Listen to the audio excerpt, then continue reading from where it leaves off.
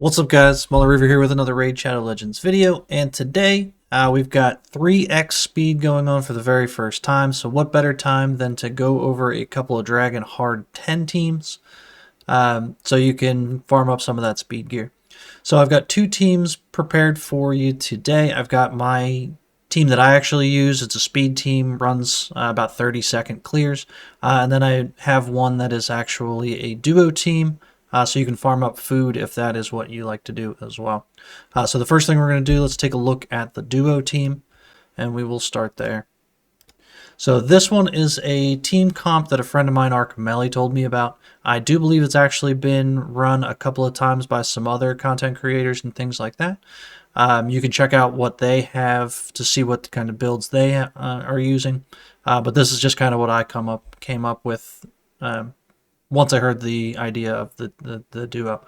So, of course, we are talking about Nishak and Pythion. So these are a couple of fusion champs. Everybody should have them if you are completing the fusions. So, pretty accessible champs. Now, it is hard mode dungeons, so the builds are going to be pretty difficult in order to stay alive. But this is a pretty effective team. So first, looking at Nishak, you can see we've got him in Regen and Defiant. We want him to stay alive. One of the harder things to do in any of the Dungeon Hard 10 stages. So we've got total stats. We have 53k health, 3.2k defense. We are running faster than the boss at 250 speed. That's pretty important. We've got 350 accuracy, which is enough to land all of our debuffs. Other than that, I'm running Heavencast on him as far as we've got a 3-star Awakenings. Not incredibly important. All this does is just allows us to ignore a little bit extra resistance to help make sure that we land those debuffs. For Masteries, we're going down the attack tree down to War Master. And then defense tree just to help him stay alive. So we want to place the debuffs, his bombs, his poisons, and we want him to stay alive. That's pretty much all there is to it.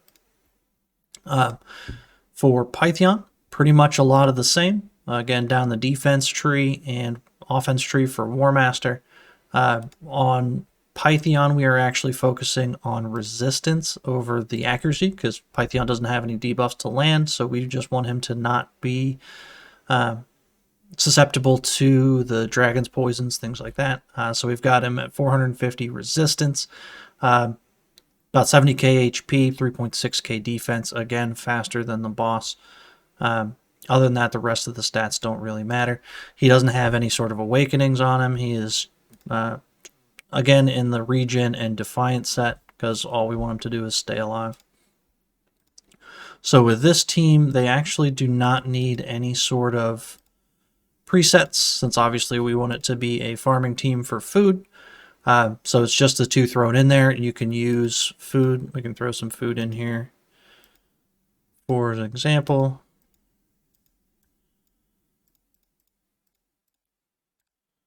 And it just lets it go.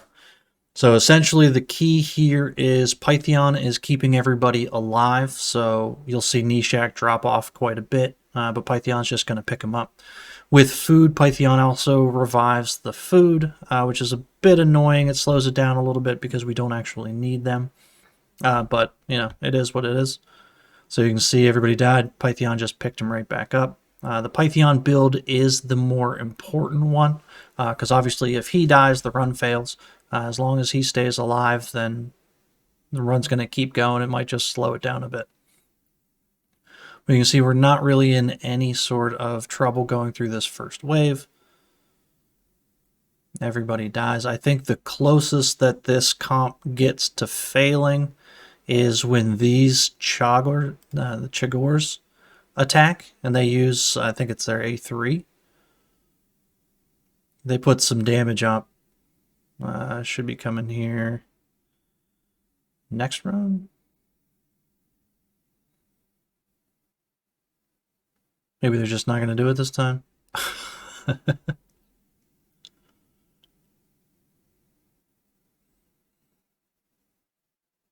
No. They chose not to use it, so this one's going to be a pretty smooth sailing through wave 2 here. Oh, there it is. That's the skill that normally does some damage, but they've both got attack down. So pretty easy, no real threat there. And then the dragon, we're just going to rely on those bombs and the poisons from Nishak to do all of the work, while Pythion just keeps us alive. Pretty easy, pretty simple. Of course, you can speed this up if this is going to be your main team and you don't really care about food. You can add some extra support like Mithrala, things like that. You can bring in some more damage dealers in order to try to drive the waves down faster or kill the boss a little bit faster. So you can build on top of the duo, but these two can handle this boss pretty handily all on their own. So with food, this run has been averaging anywhere between 220 to 230. Without food, it's about 2 minutes. But pretty easy. You can see Nishak doing all of the work here. Pythion just keeping everybody alive. And easy as that. So nice and simple. Pretty nice team. I like it a lot. Especially since, again, they're pretty accessible champs, being that they were both fusions. If you're farming hard dungeons, you probably have a decent amount of gear. So hopefully you can build them tanky enough in order to survive. But again, if you can't, you can add that extra support. You can add a Mithrala in there who will help keep everybody alive as well. You'll have one less spot for food, but you don't want to be failing as far as the runs go. So now let's take a look at team number 2. And we'll take a look at my speed run. So for this, we've got, for any sort of speed runs for Dragon, basically the MVP, if you have him, you're going to use him here, is going to be Stultus. If you don't have Stultus, it makes Dragon Hard 10 speed runs a bit more complicated. You can, of course, still do them. Granted, you're not going to be as fast. Typically about a minute, minute and a half if you don't have Stultus on your team. And it's a lot harder to keep everybody alive in order to clear that stage fast. But Stultus is going to be the MVP here. And then we have a pair with him for Dark Kael. Dark Kael is the one that I'm using. Lots of options for this slot. You can use Mithrala, you can use other poisoners, you can use pretty much anybody you want. And then we've got, of course, Seer, Kymar, and Ghostborn in order to clear the waves.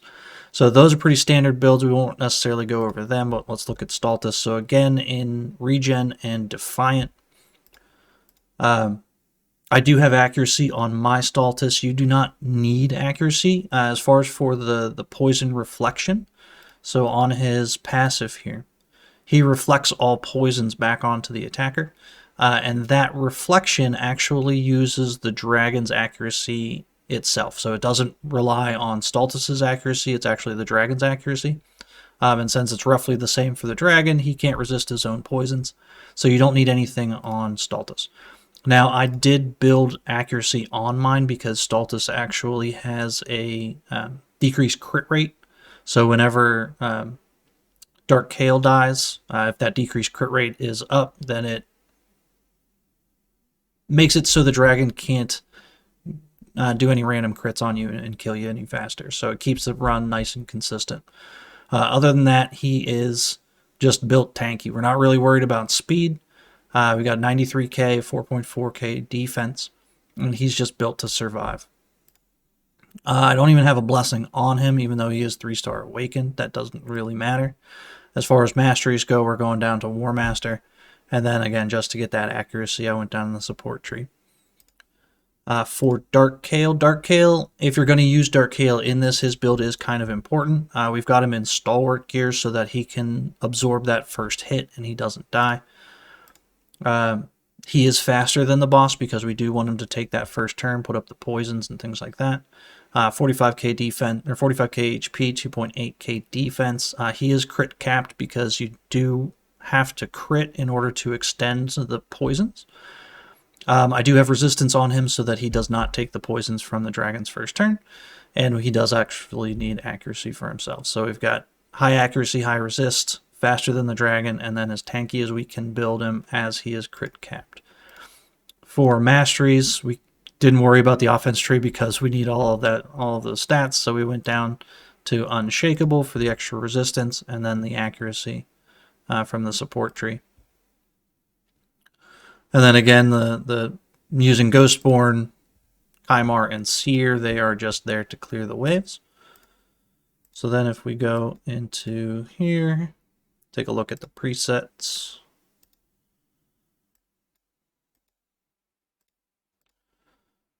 So through the waves, basically I've got Stultus's A2 set up just in case we need it. He's the slowest of the bunch, and we're also not going to use the A2 against the dragon. So if any of the waves survive Seer, he's there to just clean them up real quick. But other than that, we're just going to open A1 and then do that decreased crit damage A3 ability so that we don't die. For Dark Kael, he is doing a whole lot of nothing through the waves. And then on the boss, we are going to open with his A3, which is placing the poisons and the poison sensitivity. That is going to be done before the boss takes the first turn. And then after that, we are going to extend those poisons, as well as put up decrease attack, which is going to help us stay alive as well. And then, if you want to see Ghostborn, we're just prioritizing his decreased defense. Against the boss, we're just not doing his A2 because we don't need heal reduction. For Seer, we're just prioritizing Karma Burn. We have nothing on against the boss. And then Kymar, of course, we're just opening A1. Doesn't really matter. Resetting on wave 2. And then he's just opening A2, or opening A1, just to put an extra poison up before he dies. So that is the presets. We can take a look at the run here. So again, through the first waves, pretty simple. Seer just knocks them down. Wave 2, a lot of the same. So that's one of the mods survived. So we just knocked him down with Stultus. Then we got our poisons up with Dark Kael. Now when the dragon throws the poisons on Stultus, those are all reflected back. We've got our decreased attack, our decreased crit rate. And they pretty much handle the boss from there. If Dark Kael dies, it doesn't really matter because the dragon's just going to continue to throw poisons. So that was 31 seconds. You can see Dark Kael's poisons are up there. Stultus isn't credited with a lot of the damage just because it's the dragon's poisons that are actually doing a lot of those. But nice and easy, quick team. So you can see right there, Stultus cleaned it up again. And we move along.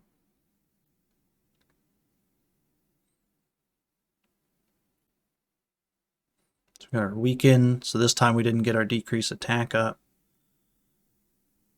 So that's where crit rate, decreased crit rate comes in handy.